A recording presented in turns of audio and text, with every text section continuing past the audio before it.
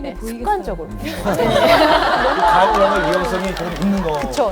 심할 경우에 간독성이 있기 때문에 저도 궁금한 게 있는데요. 네. 사실 지금 제가 네. 아기를 가지고 있어요. 입힘 중이거든요. 근데 여기요. 아유. 네. 몇 개월이죠, 지금? 지금 8개월이요. 아우, 축하드려요. 감사합니다. 그러면서 제가 궁금한 게 있었는데요.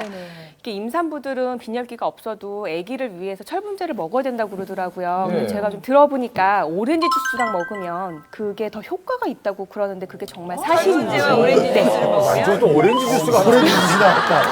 약을 꼭 물이랑 먹어야 되는 겁니까? 왜 저 되게 네. 약을 네. 식후 30분이라고 그러잖아요.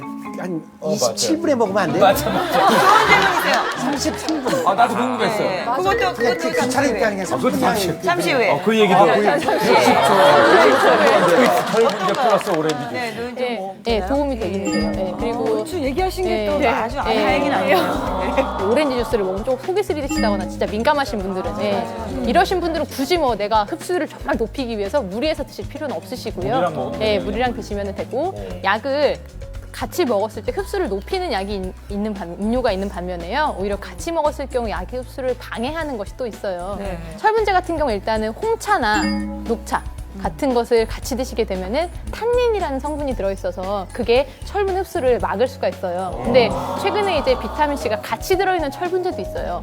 예, 그러다 보니까 그런 거를 챙겨 드시면 그나마 조금 더 흡수율이 좋은데, 그리고 또 칼슘제 같은 경우에도 뭐 유당 단백질이라 해서 우유에 들어있는 물질과 같이 결합하면 흡수율이 조금 높아진다고 얘기를 하더라고요. 칼슘이 우유라. 네, 칼슘 우유랑. 저 솔직히 좀 전에 여기서 약을 먹는데 물이 없어서 커피를 먹었거든요. 그래요? 근데 이 대본을 읽다가 먹었더니 작가들이 놀래더라고요. 네, 그렇습니다. 그 가장 제가 강조드리고 싶은 게 예. 그 과일이 몸에 좋잖아요. 그래서 몸에 좋은 과일 주스로 예. 약을 먹으면 내 몸에 더 좋아질 텐데 생각들을 많이 하거든요.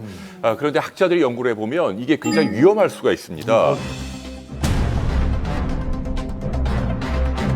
특히 어떤 게 안 좋냐면 자몽 예. 또는 뭐 포도, 뭐 크랜베리 이렇게 색깔이 이렇게 뭐 이렇게 시거나 아니면 검거나 이렇게 뭐 색소가 많은 이런 그 과일 주스 안에 좀 어려운 용어인데요. 나링게린이라는 성분이 들어 있는데 이게 일종의 뭐 식물성 색소예요. 그런데 이게 날이 계란이라고 썼어요.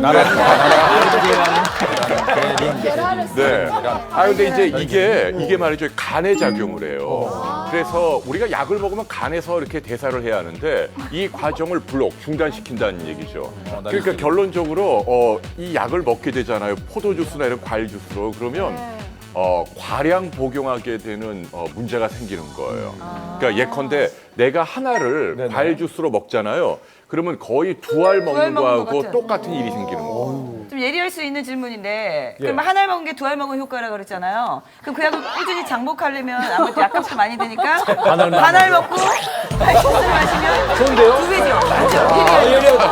그러면 더 얘기하려면 4분의 1 정도 먹고 2잔을 먹으면 어떻게 대답하실 거예요? 그건 지금 연구할 주제인데 논문감인데요. 근데 사실은 잘 아시지만 약의 용량이라는 게 반알이라고 해서 2분의 1로 싸지고 이런 게 아니에요. 가장 흔한 오해가 약을 많이 먹으면 효과도 많아진다. 근데 약은 절대로 1 더하기 1은 2가 아닙니다. 오히려 부작용만 더 많이 나타나요.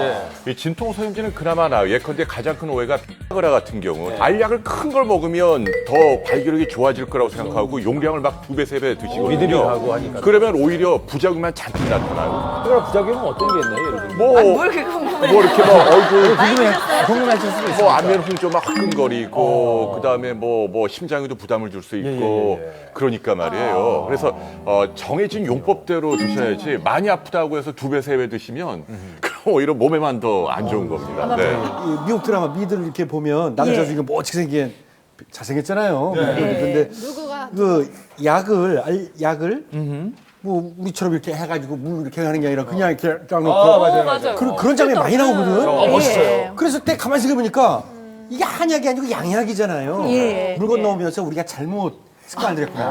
물 없이 우리도 그냥 이렇게 먹어야 먹어도 되는데 되는 건데. 괜히 불필요하게 물이랑 이렇게 먹는 것 같아요. 먼저 최양락 씨 질문에 대답을 하자면 예를 들어 내가 그 약을 먹은 다음에 몇 시간을 걸어 다니시는 분이시면 물이 없을 때라도 약을 먹으면 그게 위까지 내려가잖아요. 그런데 만약에 이제 진통소염제다 특별히 식도염을 일으키는 약은요. 이렇게 살짝 먹으면은 식도에 걸려 있는 경우가 많아요. 꽤 걸려